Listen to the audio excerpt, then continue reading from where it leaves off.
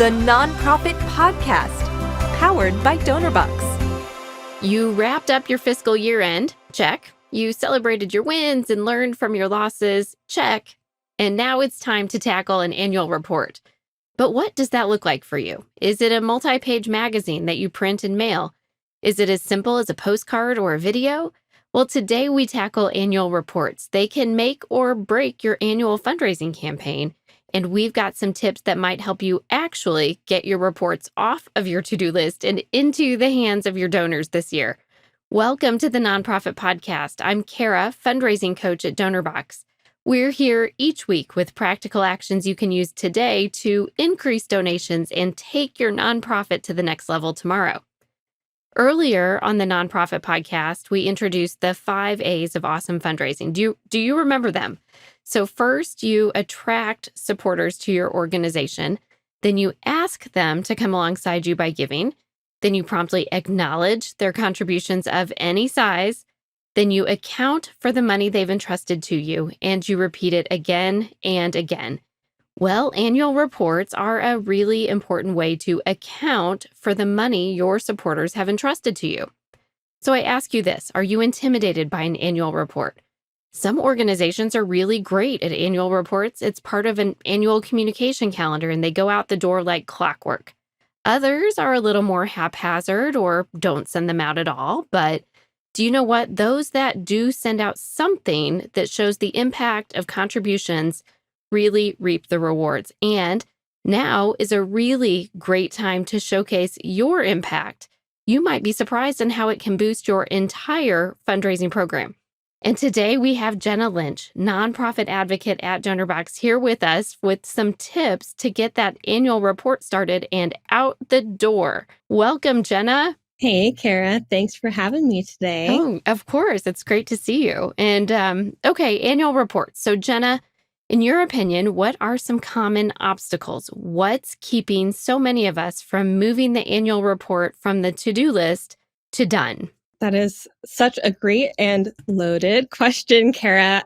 Producing annual reports can be quite a journey with its fair share of challenges. I remember how frantic I would feel sometimes when we would be in our annual report creating process in some development departments. But I've learned throughout the years that you can really tackle some of these challenges. So first, the creation of annual reports can be really time consuming and maybe even costly, particularly if traditional methods like printing and mailing are involved.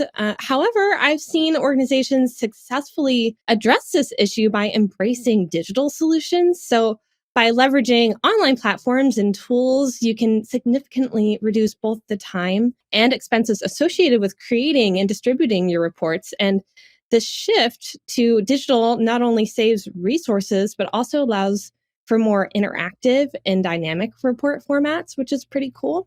And then writing an annual report in a clear and engaging manner can also be a real struggle, especially when you need to cater to different audiences and you have to avoid that jargon that you're so used to using in the workplace.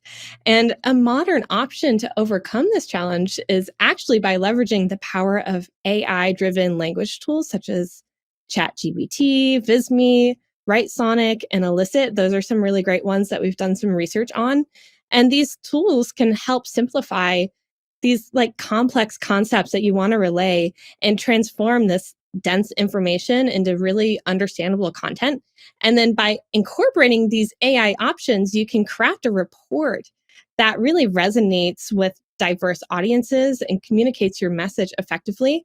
But a little caveat here, you just need to be sure to edit and incorporate your authentic voice because people want to hear this report coming from you, but this can really help you get in the right lane. You know, I think using AI for writing is definitely a little bit of a controversial topic, especially right now. And while it's not everyone's cup of tea, it's certainly not mine. But I can see the value in considering the benefits of that AI-driven language tools like ChatGPT and what it can bring to the writing process. It's really terrific to use it for brainstorming headlines or topics. And I'm just going to say it again. You just said it. It's so important to make sure that it doesn't compromise the authenticity and that personal touch that make your organization unique Each organization should really assess whether AI aligns with their voice and values, but it's definitely very helpful when brainstorming, I think. Oh yeah, for sure, Kara. It's all about finding that right balance between Hmm. utilizing AI as a helpful tool, but again, maintaining that human connection in your writings. Moving on to the next challenge, I've heard some nonprofit folks express a lot measuring the effectiveness and the return on investment is kind of a complex task that can be discouraging to nonprofits when it comes to annual reports. Always ask yourself, why are we creating this? What do we want to see come out of this? How do we measure that before you even begin that work, right? Hmm. And then additionally, it's important to emphasize the quality of your outcomes rather than just solely focusing on numerical figures within your report. So make sure that your report showcases the meaningful change your organization is making. Yes, absolutely. Numbers have a way of speaking volumes and showing the concrete results of your hard work. They add credibility and they really demonstrate some real world difference that you're making.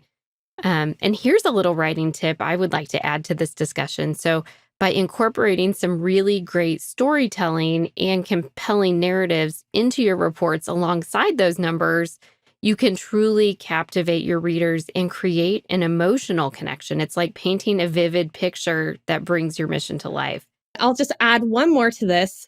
The struggle to capture stakeholders' attention is for sure another common concern I've seen.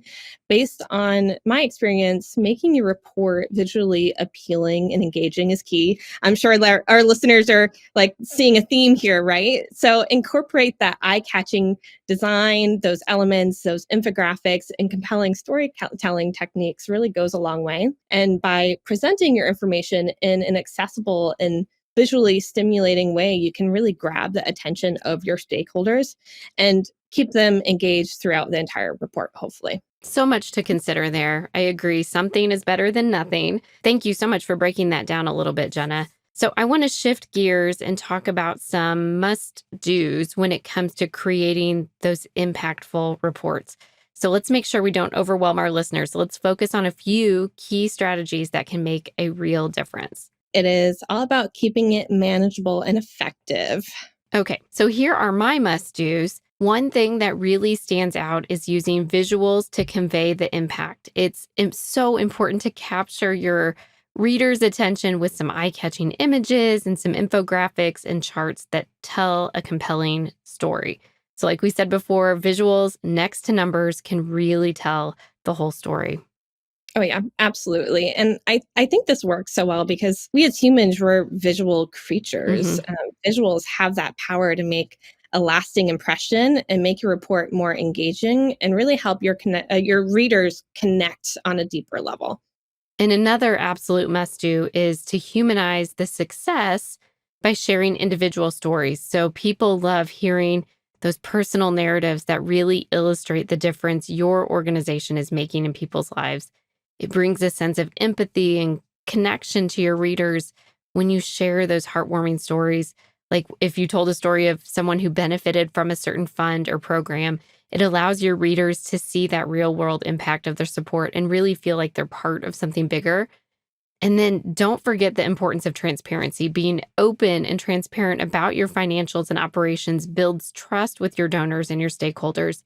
It's essential to show them how their contributions are being utilized and the impact that they're making. Transparency is absolutely key. One organization I worked with actually included a breakdown of their financials and their report in a really comprehensible format. And it just made it so easy for their readers to understand where the donations were allocated. And this level of transparency majorly helped build confidence and trust in their organization for sure. And okay, I would like to add a few more things to these must do's if you don't mind, Kara. So you should also convey gratitude by saying thank you. So showing your appreciation to your donors and supporters throughout your report goes a long way in fostering those strong relationships, right? You're writing this report for your supporters. So you should definitely be expressing that gratitude.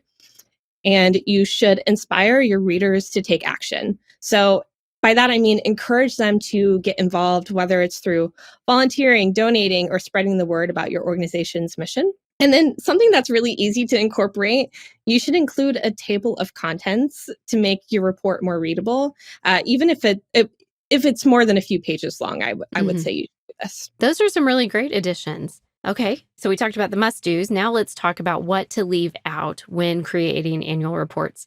It's just as crucial to know what to exclude as it is to know what to include. So, what are your thoughts here, Jenna? Well, okay. When it comes to what to leave out, one important thing to keep in mind is to steer clear of too much corporate speak. So, while maintaining a really professional tone is important, bombarding your readers with like industry technical jargon and acronyms is just a recipe for confusion and major disconnect. You don't want your readers to have to Google acronyms for them to understand what's in your report. So it's really important to aim for clarity and accessibility. So make sure that your report speaks your readers' language. Yes. So, let's kick the corporate speech and incorporate Mhm. more relatable conversational language. Another thing to avoid is drowning your readers in a sea of data. We talked about presenting some numbers, but don't drown them in them, right? So data is sometimes really hard to digest when it's just page after page. So you should present stats and numbers in a visually appealing and digestible way, accompanied by those stories that tug at their heartstrings. So you're talking to both sides of their brain. Now, speaking of stories, you should also stay clear of excess self promotion. So, going all we or us.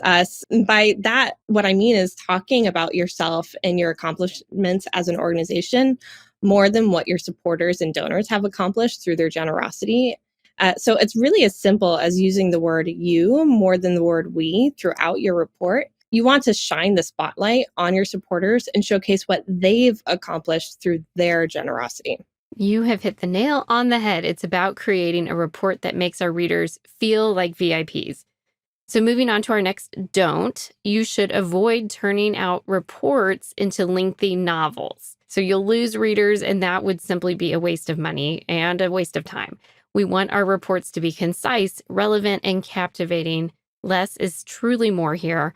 So, share only what's relevant and of interest to your audience. For that, you need to know your audience and always ask yourself, so what, before including something in the report.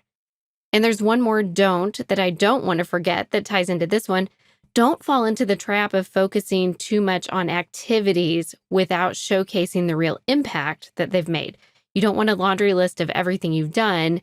Instead, we want to make readers know how their time and money have truly made a difference. Oh yeah, I hear you with that one. You definitely don't want to bore your readers with a laundry list of last year's Mhm. activities. So instead, you're saying bring the excitement by showcasing those quantifiable results and meaningful achievements that have been accomplished through those activities Mhm. and those programs. So you want your readers to feel the impact that they've made through that communication. Yeah, and I think it's always a great idea to have someone outside of your staff, maybe someone outside of your organization, proofread your report before you share it with any of your key supporters. They might be able to provide some insight about what works and what is confusing. That's a really great tip. Yeah. Okay, so now that we've covered the must do's and the don'ts, let's dive into some format ideas and some writing tips to make your annual reports shine. So, Jenna, what are your thoughts on the different formats organizations can explore? Great question. Okay, when it comes to formats, organizations have several different options to consider. So there might be some overwhelm when you're considering all the different avenues that you can go down, and that's okay. So you can go for the classic magazine style. So that's beautifully printed and mailed, which adds a touch of elegance, but it can be pricey. And alternatively, you can explore the digital route, which is my personal favorite because it's so accessible and something I think we're seeing more often. So, with an online version that allows for interactive elements and easy distribution, I think that's really great. And alternatively, a nicely designed PDF would work as a digital version too. Yeah, that's easy enough. The magazine format definitely adds that tangible experience for your readers. And when you mail, your organization's piece often stays in front of your audience much longer on average. I think mailed pieces will stay on a kitchen counter or a desk for about 17 days, where your digital piece could be looked at for seconds or minutes. So, digital is definitely more cost effective, and it's all about finding that right balance between tradition and innovation And some organizations I've worked with will print copies for their VIP supporters or those who they know prefer mailed publications, and then they'll send the remainder digitally. So you could do a mix and match of that too.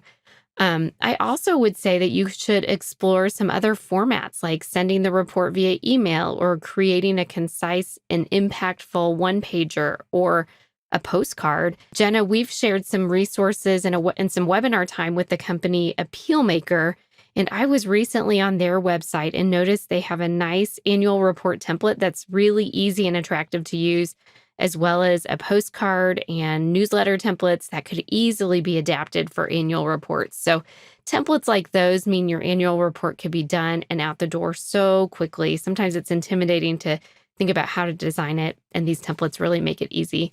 And I will also say that a lot of organizations are really seeing a great response to quick impact videos showcasing someone recognizable from their organization and footage of the supporters' gifts at work. So there are so many possibilities. Oh, I love the idea of an impact video. I think overall, those are really, really great suggestions, Cara, for sure. Thank you. So we have certainly covered a lot of ground today, from overcoming challenges, some must-dos, some don'ts, some format ideas, and some writing tips. And we hope that this discussion has provided some valuable insights and inspiration for our listeners as they embark on creating impactful annual reports for their organizations. So remember, annual reports are not just a task to check off your list. They are an opportunity to celebrate achievements, to express gratitude, and engage with your community. With careful planning, some creativity, and a donor-focused mindset, you can make your annual reports a valuable tool for strengthening relationships and advancing your organization's mission. So, Jena, as always, I love spending time with you. Thank you for your insight today. Thanks for having me as always, Cara. And I'd also like to say, if our listeners are looking for some extra help, be sure to check out our step-by-step guide to writing an effective nonprofit annual report, and we'll link it in today's show notes. And you'll find some really valuable tips and strategies to guide you through the process. And then if you're in need of some extra inspiration, we've got you covered there too. We've got another great blog post with some nice examples of annual reports that you can check out in the show notes today as well. Thank you. Those are terrific resources. And I want to say thank you to our listeners for choosing to spend time with the Nonprofit Podcast. I hope you've left with confidence to take a small step today that will make a big difference tomorrow. Be sure to click the download button on your podcast player, then leave the Nonprofit Podcast a review or give it a thumbs up if you're listening to the Nonprofit Podcast on YouTube. Your review is really a great way to help others find us. You're here to help others. We're here to help you. So until next time, stay inspired. That warm feeling when you help someone, it's not just happiness, it's fulfillment. And we believe it should be available to everyone, from frontline heroes to first-time fundraisers. Our tools empower you to help others. This is our mission. This is Donorbox, helping you help others.